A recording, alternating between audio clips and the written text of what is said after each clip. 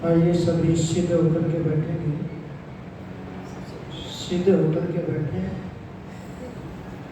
और मुस्कुरा करके बैठे, प्रसन्न होकर के बैठे। जो हंसे उसका घर बसे, और जिसका घर बसे उससे पूछो फिर कभी हंसे।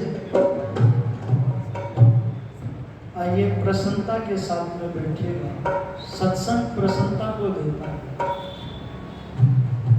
एक बार सभी ओम का उच्चारण मेरे साथ मिलकर के करेंगे।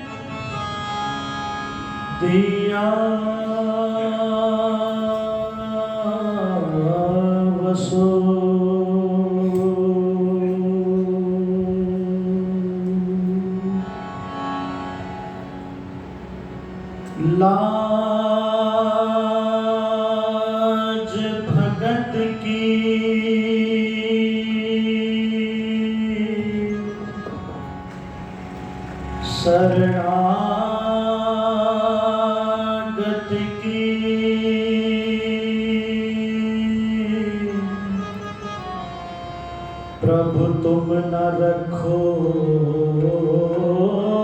तो कौन रखेगा।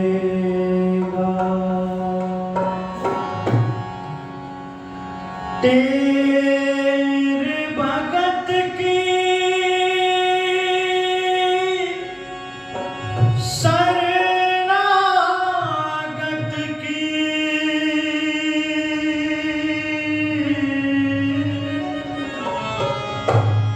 प्रभु तुम न सुनोगे तो कौन सुनेगा।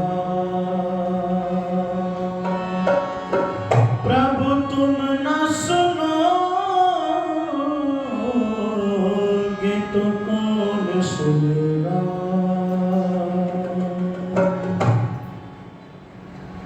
उमरिया बीती जाए रे, उमरिया बीती जाए रे, उमरिया बीती जाए रे। जीवन जल की बड़ी गगरिया, जीवन जल की बड़ी गगरिया रीत जाए रे। उमरिया बीत जाए रे, उमरिया बीत जाए रे। जीवन जल की बड़ी गगरिया,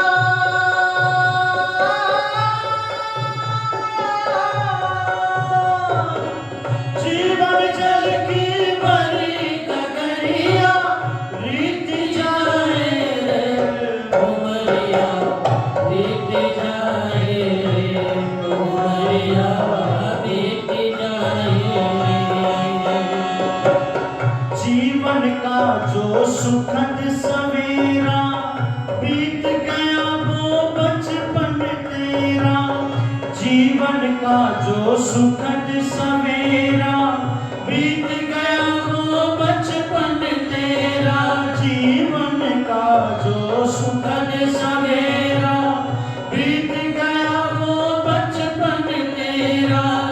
उस सुंदर सपने की फिर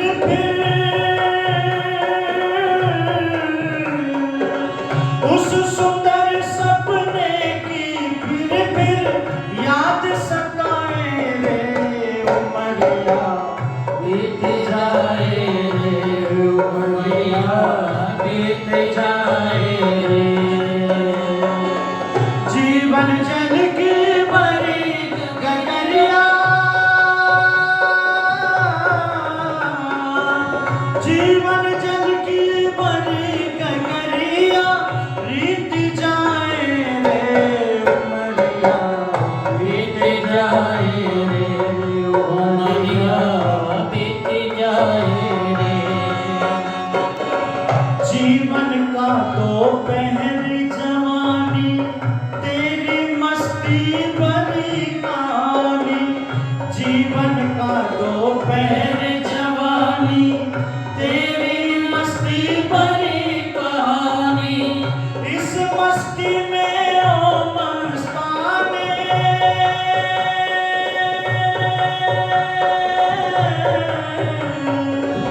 इस मस्ती में ओ मस्ताने क्यों बोराए बीत जाए रे उमरिया बीत जाए रे। जीवन जल की भरी गगरिया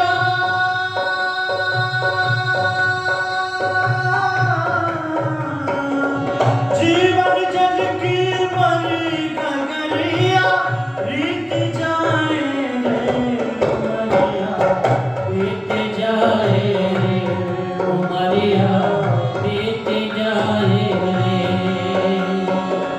ढलते ये मदमस्त जवानी तेरी होगी खत्म कहानी।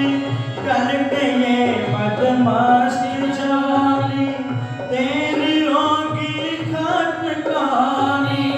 साम समान बुढ़ापा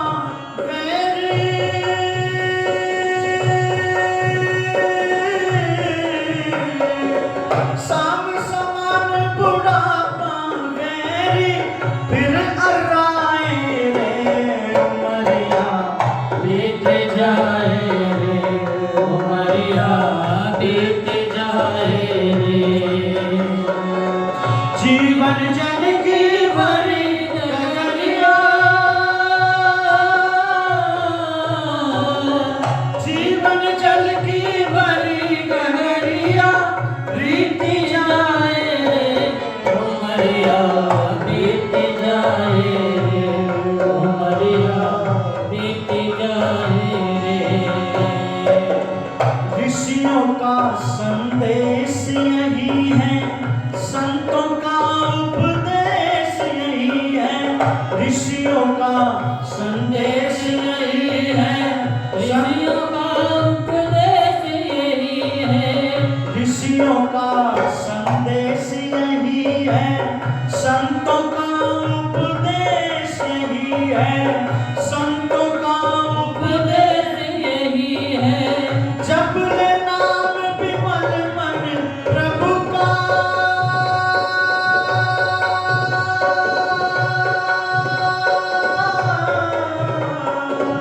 जप ले नाम विमल मन प्रभु का जो सुख चाहे रे उमरिया बीत जाए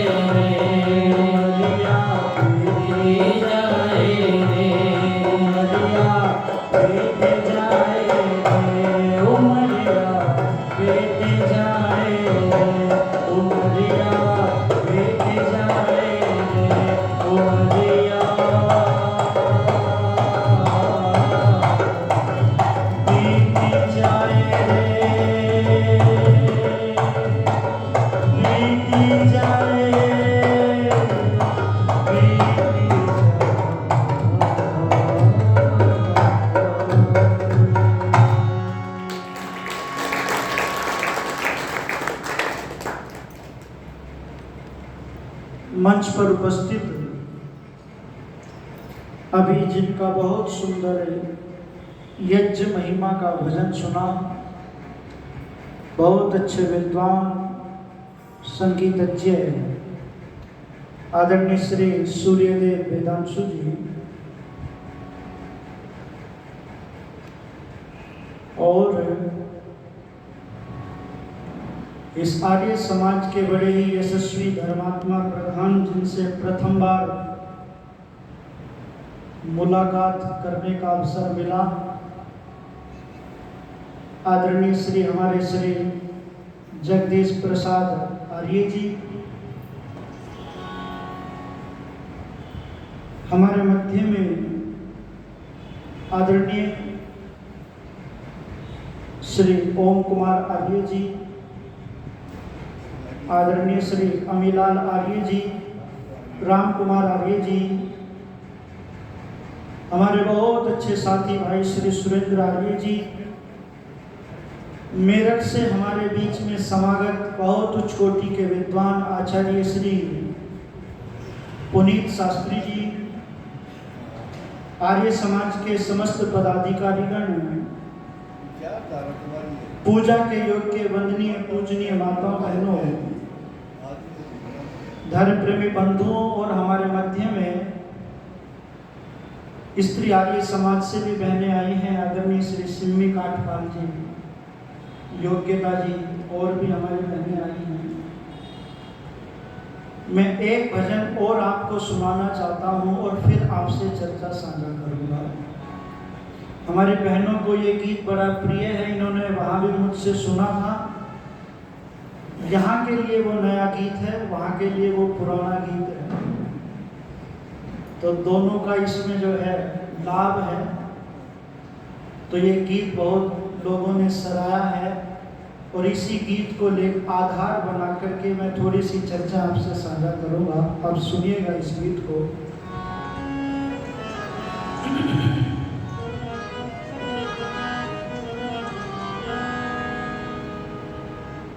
पहले जैसा देश मेरा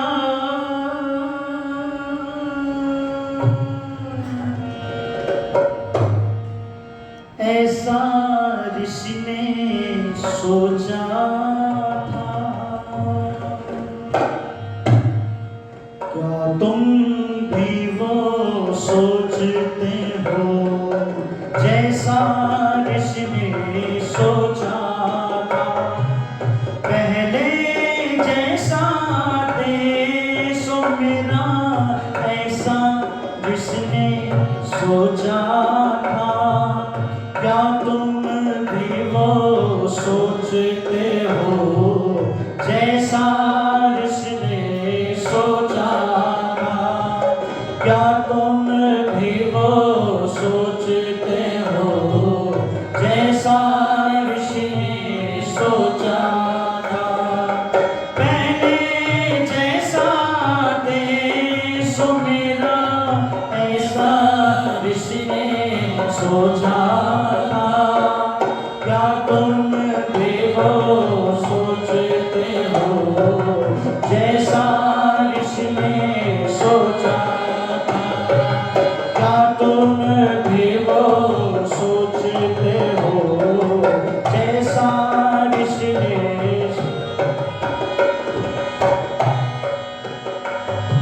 हो घर में राम से बेटे, हो घर में कृष्ण से योगी, हो घर में राम से बेटे, हो घर में कृष्ण से योगी, अर्जुन के जैसे वीर सभी, हो भीम के जैसे निरोगी, भीम के जैसे निरोगी। गौतम कपिल अनाद जैमिनी के जैसे ऋषि हो ऐसा ऋषि ने सोचा था। क्या तुम भी वो सोचते हो जैसा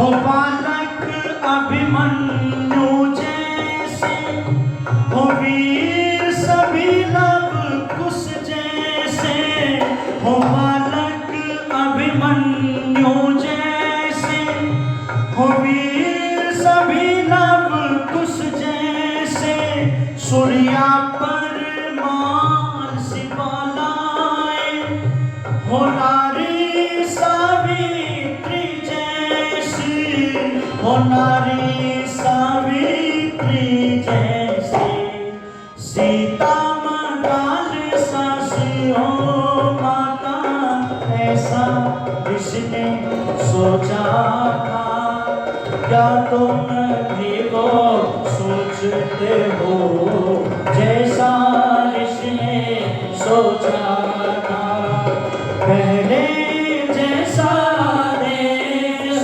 मेरा, ऐसा किसने सोचा था, क्या तुम भी वो सोचते हो, जैसा किसने सोचा था, क्या तुम भी वो सोचते हो, जैसा किसने सोचा था। ना हिंदू बने ना मुसलमान बने, ना सिख बने ना ईसाई बने, ना हिंदू बने ना मुसलमान बने, ना सिख बने ना ईसाई बने, मानव जाति को समझ करके सब सच्चे इंसान बने, सब सच्चे इंसान बने, छुआछूत की टूटे जंजीरें, ऐसा किसने सोचा था, क्या तुम भी हो सोचते हो, जैसा किसने सोचा था, पहले जैसा देश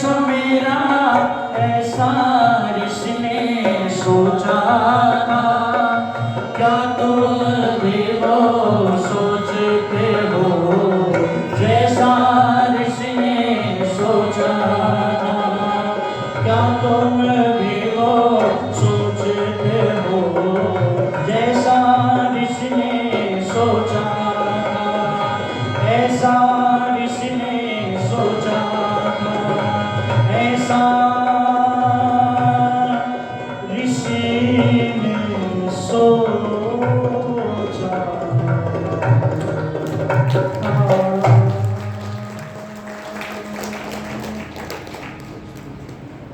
पहले जैसा देश हो मेरा, ऐसा ऋषि ने सोचा था। कैसा देश था ये? इस देश के अंदर यज्ञों का प्रसार प्रचार था।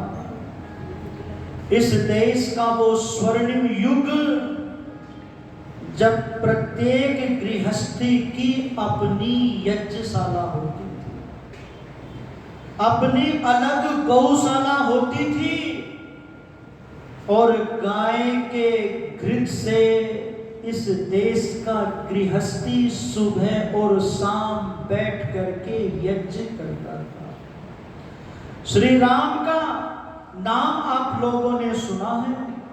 श्री राम के राज्य को यदि आप उठा करके पढ़ेंगे तो राम के राज्य में रहने वाले लोगों की जो दिनचर्या थी, जो शुरुआत होती थी, वो यज्ञ से होती थी। और उस समय ना तो ज्यादा बारिश होती थी, ना ज्यादा गर्मी होती थी, ना ज्यादा सर्दी होती थी, ना बीमारी थी। सारे लोग निरोग थे, प्रसन्न थे, प्रसन्न। और बड़ी बड़ी आयु को प्राप्त करने वाले लोग थे राम के राज्य में। राम के राज्य में लोग वेद के विद्वान थे, लोग यज्ञ के प्रेमी थे, लोग दानी थे। लोगों का जीवन साधारणता पर विचार बहुत उत्तम थे, विचार बहुत बड़े थे। ऋषिवर देवदानंद जी महाराज ने वो सपना देखा था कि पुनः पुनः हम यज्ञ से जुड़ जाए, क्योंकि महाभारत के 1000 वर्ष पहले ऋषि ने लिखा था कि ये देश अवनति की ओर बढ़ने लग गया था। और ऋषिवर देवदानंद जी महाराज ने हमें यज्ञ से जोड़ा, यज्ञ से। हम यज्ञ को भूल गए थे और यज्ञ के विषय में जो मकर जाल था ना, यज्ञ के विषय में, आज भी बहुत सारे स्थानों पर यज्ञों में बलि दी जाती है। एक अभी फेसबुक पर मैं वीडियो देख रहा था, एक बहुत बड़ी चिता जल रही है, आग जल रही है, और उस आग में बकरी के बच्चे को जिंदा उसमें फेंका जा रहा है। मैंने देखी ये वीडियो अभी। यज्ञ के उसमें बलियां दी जाती थी और यज्ञ का स्वरूप बिगाड़ दिया था। जो हिंसा रहित यज्ञ था, उस यज्ञ में हिंसा लोगों ने कर दी थी और उस यज्ञ में बलि दी जाती थी। और आज भी बहुत सारे स्थानों पर रामचरितमानस की चौपाई बोल करके आहुतियां दी जाती हैं। आज भी मैं निवेदन आपसे करने लगा हूं, हम ऋषियों की इस परंपरा को, इस ऋषियों के इस गुमान को, इस वैदिक पद्धति को हम लोग छोड़ गए थे। वो गीत आपने सुना होगा ना, वेदों का डंका आलम में बजवा दिया ऋषि। दयानंद ने इसमें पंक्तियां आती हैं, सब छोड़ चुके थे धर्म कर्म गौरव गुमान ऋषि मुनियों का। आज जिस जड़ पूजा को हम लोग पकड़े हुए हैं ना, पहले लोगों ने इसको नहीं पकड़ा था, पहले तो यज्ञ को पकड़ा हुआ था। सब छोड़ चुके थे धर्म कर्म गौरव गुमान ऋषि मुनियों का, फिर संध्या हवन यज्ञ का करना सिखला दिया ऋषि दयानंद ने। वेदों का डंका आलम में बजवा दिया ऋषि दयानंद ने। हर जगह ओम का झंडा फिर फहरा दिया ऋषि दयानंद ने। वेदों का डंका आलम में बजवा दिया ऋषि दयानंद ने। विद्यालय गुरुकुल खुलवाए कायम हर जगह समाज किए। विद्यालय गुरुकुल खुलवाए कायम हर जगह समाज किए। आदर्श पुरातन शिक्षा का, आदर्श पुरातन शिक्षा का दिखला दिया ऋषि दयानंद ने। वेदों का डंका आलम में बजवा दिया ऋषि दयानंद ने। बलिदान किया बलिवेदी पर जीवन प्रकाश हंसते हंसते। बलिदान किया बलिवेदी पर जीवन प्रकाश हंसते हंसते। सच्चे रहबर बन कर सबको, सच्चे रहबर बन कर सबको दिखला दिया ऋषि दयानंद ने। वेदों का डंका आलम में बजवा दिया ऋषि दयानंद ने। हर जगह ओम का झंडा फिर फहरा दिया ऋषि दयानंद ने। धन्य हमारे स्वामी जी, धन्य महान ऋषि, धन्य हमारे स्वामी जी, धन्य महान ऋषि, धन्य हमारे स्वामी जी, धन्य महान ऋषि। सब छोड़ चुके थे धर्म कर्म गौरव गुमान ऋषि मुनियों का। कब्रों पर मजारों पर जाकर के चद्दरें चढ़ानी शुरू कर दी थी इस यज्ञ को छोड़ करके हम लोगों ने। और आज भी मजारों पर जाकर के चद्दर कौन चढ़ा रही है? हिंदू जाति चढ़ा रही है, हिंदू जाति। अजमेर में चले जाओ, कहीं पर भी चले जाओ, कब्रों पर जाकर के चद्दरें चढ़ाती है। बड़ा दुख होता है, जिनकी मजार बनी हुई है वे तो उन पर चद्दर चढ़ाती नहीं है। और हमारी माताएं बहनें पूत की प्राप्ति हो, किसी तरह से संकट टले, किसी तरह से भूत हटे, किसी तरह से ये डाकनी साकनी से पैंडा छूटे, ये कब्रों पर जाकर के चद्दरें चढ़ा रही है। किसी ने पंक्तियां लिखी थी, मेरा तो मन करता है कि इन कब्रों पर जाकर के ये 2 पंक्तियां लिख दूं। दादू दुनिया बाबरी कब्रे पूजे पूत, जिनको कीड़े खा गए उनसे मांगे पूत। जिनको कीड़े खा गए, जो नास्तिक थे, जिनके विषय में मैं बोलना ज्यादा अच्छा नहीं मानता, उन लोगों के को पूजने चली है, उनसे पूत मांगने चली है, उससे अपनी कामना पूरी करने चली है। यहाँ की माताएं तो बहुत विदुषी हैं, यहाँ के लिए नहीं कह रहा मैं। बहुत सारे स्थानों पर जो है कब्रें बनी हुई है, कहीं बीचों बीच सड़क पे बनी हुई है, कहीं रेलवे स्टेशन के बीचों बीच बनी है। खतौली है मुजफ्फरनगर के पास में।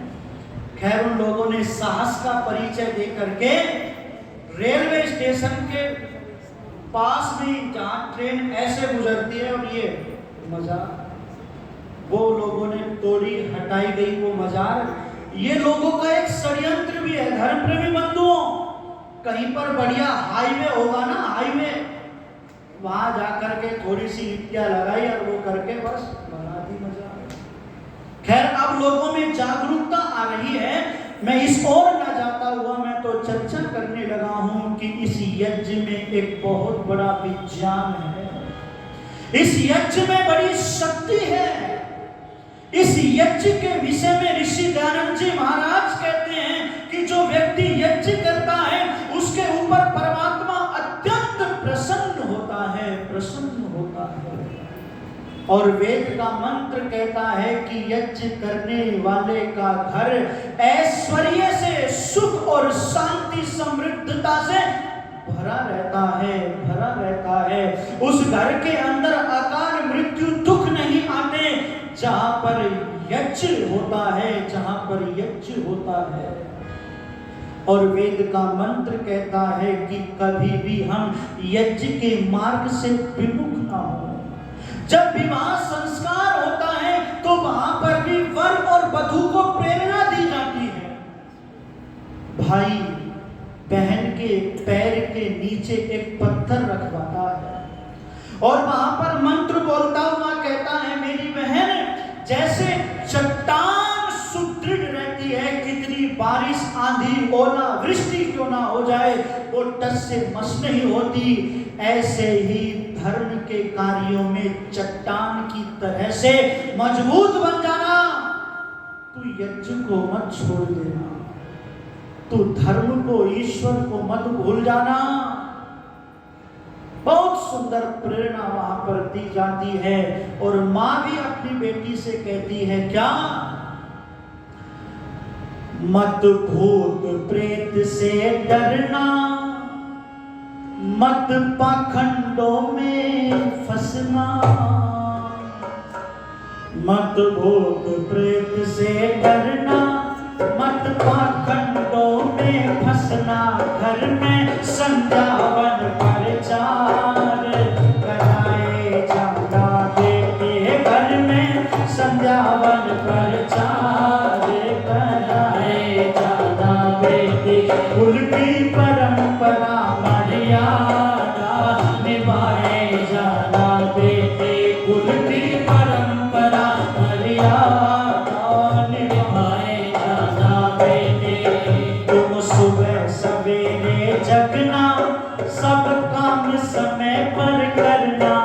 तुम सुबह सवेरे जगना, सब काम समय पर करना।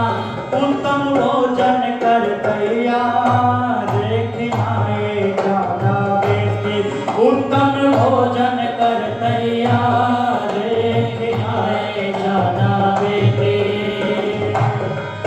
तुम सासु ससुर का कहना नित मानिए मेरी बहना, तुम सास ससुर का कहना नित मानिए मेरी बहना, घर में हो तेरा समान हर साए जाना बेटे, घर में हो तेरा सम्मान हर साए जाना बेटी, कुल की परंपरा मर्यादा निभाए जाना बेटे, कुल की परंपरा मर्यादा निभाए जाना बेटे, हे निभाए जाना बेटे, हे निभाए जाना बेटे। वहां से प्रेरणा दी जाती है कि भूत प्रेत से मत डरना, पाखंड में मत फंसना, अपने घर में संध्या और हवन करना रचाना, अपने घर में विद्वान को बुला करके वेद का प्रचार करना, वेद का प्रचार करना, तेरे घर के अंदर हवन की खुशबू रहे, हवन की खुशबू। और धर्म प्रेमी बंधुओं, गूगल जिस हवन में डाला जाता है, यदि वो गूगल हमको उसका सुगंध यदि हमको मिलता है तो हमारे फेफड़े मजबूत होते हैं, फेफड़े मजबूत होते हैं। गूगल बहुत शक्तिवर्धक है। यदि उत्तम उत्तम औषधियों द्वारा यदि गाय के घृत से यदि हम हवन करेंगे तो मैं सच कहता हूं कि किसी प्रकार की बीमारी शरीर में नहीं लगेगी। बहुत सारी बीमारियों को दूर करने की शक्ति ये यज्ञ रखता है, ये यज्ञ रखता है। बहुत सारी बीमारियों से आप बच जाओगे, पर आज लोगों का यज्ञ पर इतना विश्वास नहीं है, इतनी श्रद्धा नहीं है। आपसे मैं निवेदन करने लगा हूं, पहले डॉक्टर नहीं थे, इतने हॉस्पिटल नहीं थे पहले, और आज इतने हॉस्पिटल हैं जिसमें भी देखो खचा खच व्यक्ति बीमार है, बीमार। कोई घर बचा हुआ होगा जो स्वस्थ होगा। दवाई से व्यक्ति जी रहा है, दवाई से व्यक्ति जी रहा है। मैं निवेदन करने लगा हूं कि यज्ञ से बहुत सारी बीमारियां दूर हो जाती है, यज्ञ से वर्षा हो जाती है, यज्ञ से ही पुत्र की प्राप्ति भी हो जाती है। पुत्रेष्टि यज्ञ किया था महाराज दशरथ ने सिंह ऋषि के सानिध्य में, और 4 पुत्रों की प्राप्ति जो है पुत्रेष्टि यज्ञ से हुई। वो विज्ञान, वो यज्ञ की बात अद्भुत है। पृथ्वी सिंह वेदहर जी ने पंक्तियां लिखी थी कि जिस व्यक्ति ने अपने जीवन को यज्ञ में नहीं बनाया, वो जीवन कोई जीवन नहीं है, वो जीवन कोई जीवन नहीं है। बहुत सुंदर पंक्तियां है, सुनिएगा आप। जिसका न हो यज्ञ में जीवन, क्या उसकी जिंदगानी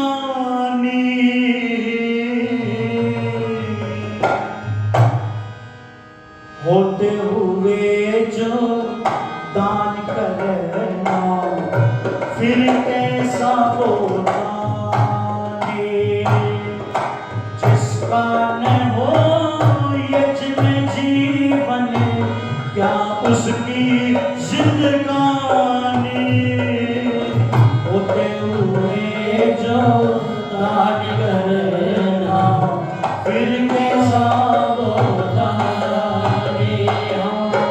होते हुए जो दान करना, फिर कैसा दाने।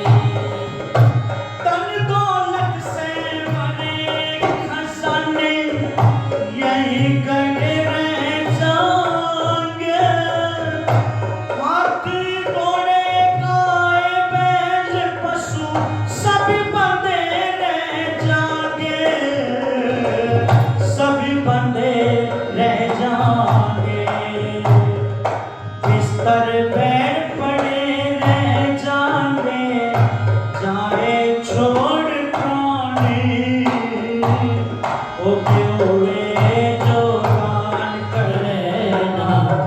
फिर कैसा वदानी इसका ना हो जीवन क्या उसकी जिंदगानी होते हुए जो दान करना फिर कैसा वदानी होते हुए जो दान करना फिर कैसा वदानी घर के दरवाजे तक तेरी पत्नी रुदन मचाती सगा संबंधी मित्र मंडल मरघट तक के साथी मरघट तक के साथी फिर बता तेरा कौन हिमाती सोच अरे आजानी होते हुए जो दान करना फिर कैसा वदानी जिसका ना हो यज्ञ जीवन क्या उसकी जिंदगानी होते हुए जो दान करना फिर कैसा वदानी होते हुए जो दान करना फिर कैसा वदानी जिसके लिए सजाया करता सुंदर काया तेरी एक मरघट के अंदर चल उनके हो जागी मेरी चल उनके हो जड़ेरे यस अब यस हेरा फेरी की रह जा सिर्फ कहानी होते हुए जो दान करना फिर कैसा वदानी जिसका ना हो यज्ञ जीवन क्या उसकी जिंदगानी होते हुए जो दान करना फिर कैसा वदानी होते हुए जो दान करना फिर कैसा वदानी पृथ्वी सिंह में धड़कते हैं ये जीव अकेला जावे जैसा जिसने कर्म किया वो वैसा ही फल पावे जैसा जिसने कर्म किया दिखे वैसा ही फल पावे वैसा ही फल पावे ये संसार सराय कावे ये संसार सराय कावे ये तो दुनियाड़ी जानी होते हुए जो दान करेगा फिर कैसा वदानी जिसका ना हो यज्ञ जीवन क्या उसकी जिंदगानी होते हुए जो दान करना फिर कैसा वदानी होते हुए जो दान करना फिर कैसा वदानी फिर कैसा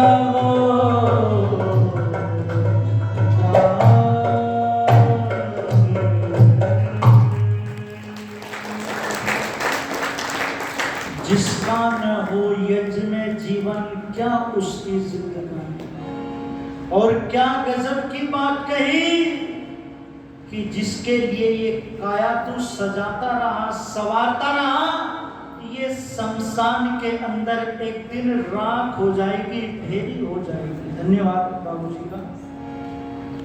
धनानि भूमौ पशवश्च गोष्ठे भार्य गृहद्वारी जना शमशाने च देहश्चितायां परलोक मार्गे धर्मानुगच्छति जीव एका। ये सारांश आचार्य चाणक्य जी महाराज ने दिया। ये यज्ञ ही आपका सखा बन जाएगा, ये यज्ञ ही आपको सुगंधि से भर देगा। यज्ञ का सार क्या है? सुगंधि है। प्रश्न किए थे कि यज्ञ के प्राण क्या है, यज्ञ की आत्मा क्या है। इन प्रश्नों का उत्तर देते हुए यही कहा था, स्वाहा यज्ञस्य आत्मा। स्वा यज्ञ की आत्मा है। इदन्नमम की भावना इस यज्ञ के प्राण है। और सुगंधि पुष्टि वर्धनम, सुगंधि ही इस यज्ञ का सार है। और यज्ञ कौन करता है? जो वीर लोग हैं, जो तपस्वी लोग हैं, वो यज्ञ करते हैं। जो कायर और आलसी प्रमादी लोग हैं ना, वे लोग यज्ञ नहीं करते। उन लोगों को यज्ञ अच्छा नहीं लगता। और जिनको यज्ञ से प्रेम हो जाता है, फिर जो है सब कुछ भूल करके व्यक्ति यज्ञ में ही रम जाता है, यज्ञ में ही प्रतिष्ठित हो जाता है। याद आती है घटना मुझको राम प्रसाद बिस्मिल के जीवन की। क्या गजब का नौजवान राम प्रसाद बिस्मिल, जिसको फांसी की सजा हो गई। जब उससे पूछा गया तुम्हारी अंतिम इच्छा क्या है, तो राम प्रसाद बिस्मिल ने कहा था, तुम मेरी अंतिम इच्छा जानना चाहते हो? सत्याह संतु यजमानस्य कामा, मेरी कामना यज्ञ से पूरी हो। मैं चाहता हूं कि ब्रिटिश साम्राज्य का विनाश हो। मैं चाहता हूं कि फांसी के फंदे को चूमने से पहले मैं संध्या यज्ञ रचाना चाहता हूं। ओहो दादा भीष्म जी घरोंडा वालों ने बहुत सुंदर पंक्तियां लिख दी। जरा ध्यान से सुनना एक एक पंक्ति को। राम प्रसाद बिस्मिल, जिसको फांसी की सजा हो गई, वो यज्ञ रचाने की बात करता है। तेरे 7 बजे जिस वक्त सवेरे, वेद में मंत्र आता है, सायं सायं गृहपतिर्नो अग्निः प्रातः प्रातः सा मनसस्य दाता। पति और पत्नी अपने घर में प्रसन्न चित्त मन से सुबह और शाम इस यज्ञ को करें, ये वेद का मंत्र कह रहा है। तेरे 7 बजे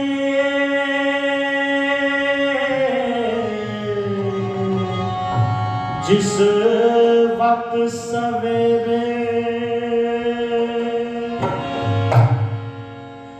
जब मैं फांसी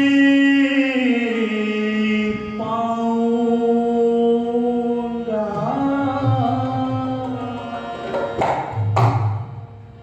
फांसी चढ़ने से पहले मैं संध्यावन रचाऊंगा। 7 बजे जिस वक्त सवेरे, जब मैं फांसी पाऊंगा, फांसी चढ़ने से पहले मैं संध्यावन रचाऊंगा। 7 बजे जिस वक्त सवेरे, जब मैं फांसी पाऊंगा।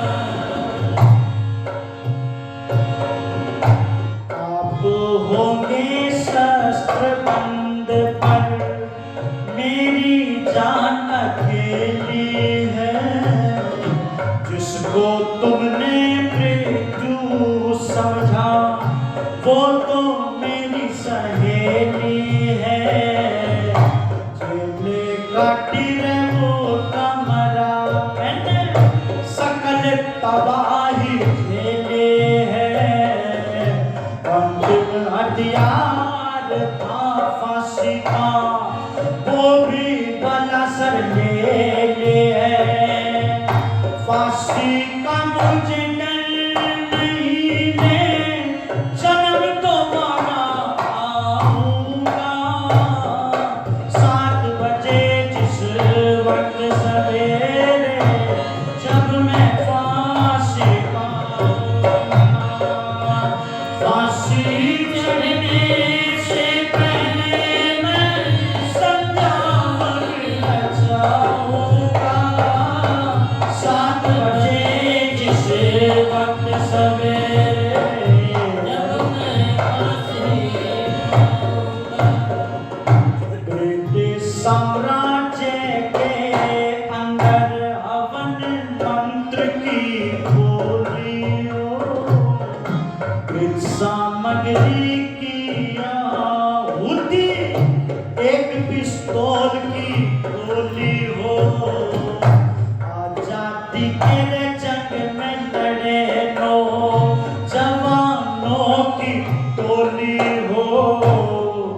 गोली से जो खून बहेगा वो होली में रंग रोली हो। इस होली को तुम ही देखना, इस होली को तुम ही देखना, मैं तो चला ही जाऊंगा। 7 बजे जिस वक्त सवेरे जब मैं फांसी पाऊंगा, फांसी चढ़ने से पहले मैं संध्या जाऊंगा। 7 बजे जिस वक्त सवेरे जब मैं फांसी पाऊंगा। अंतिम पंक्तियों के साथ में निवेदन करना चाहता हूँ। कृत सामग्री मिली बिस्मिल को, संध्या यज्ञ रचाया गया।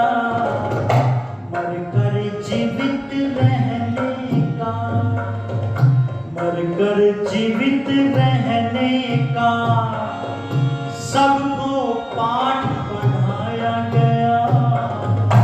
वंदे मातरम का गाना फांसी से पहले गाया गया। ठीक 7 बजे सवेरे वो फांसी पे लटकाया गया। कहीं भी सब सुनने वालों को, कहीं भी सब सुनने वालों को ज्यादा नहीं रुकना होगा। 7 बजे जिस वक्त सवेरे जब मैं फांसी पाऊंगा, फांसी चढ़ने से पहले मैं संध्या लग जाऊंगा। 7 बजे जिस वक्त सवेरे जब मैं फांसी पाऊंगा, संध्या लग जाऊंगा, संध्या लग जाऊंगा। क्रांति की आग लगाऊंगा, क्रांति की आग लगाऊंगा।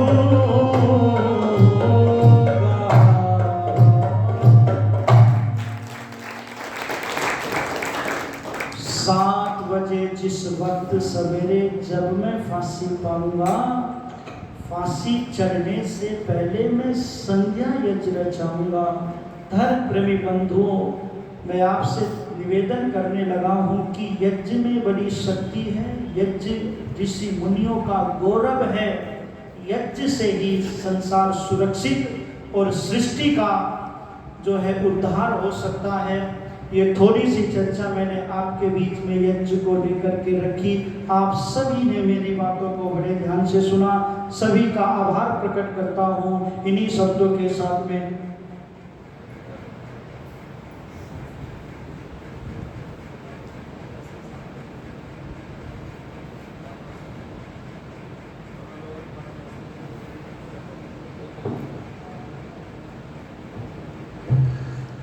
चलिए, बहुत बहुत धन्यवाद। एक बार करतल ध्वनि से आपका स्वागत और अभिनंदन करेंगे। भाई मोहित शास्त्री जी ने सुंदर भजनों से आप सबको मंत्रमुग्ध किया है और देशभक्ति की महर्षि की इच्छा को लेकर के, प्राचीन भारत की जो महर्षि की इच्छा थी, उस रंग में हम सबको रंगा है। आपका बहुत बहुत धन्यवाद है। श्रद्धेय प्रधान जी, आर्य समाज के हमारे प्रधान श्रद्धेय सेठ जगदीश प्रसाद आर्य जी ने और साथ में बैठे श्रद्धेय श्री राम कुमार रावलवासिया जी ने, अब दोनों लोगों ने आपके भजनों को सुन करके 1,000 रुपए का पुरस्कार दिया है, सम्मान किया है। आप दोनों को आपका धन्यवाद। और 500 रुपए आप दोनों ने ही ढोलक वादक जी को भी दिए। ढोलक वादक जी भाई सुरेंद्र जी को भी 500 रुपए प्रधान जी ने और राम कुमार रावलवासिया जी ने दिए हैं। आपका बहुत बहुत धन्यवाद। मैं दोनों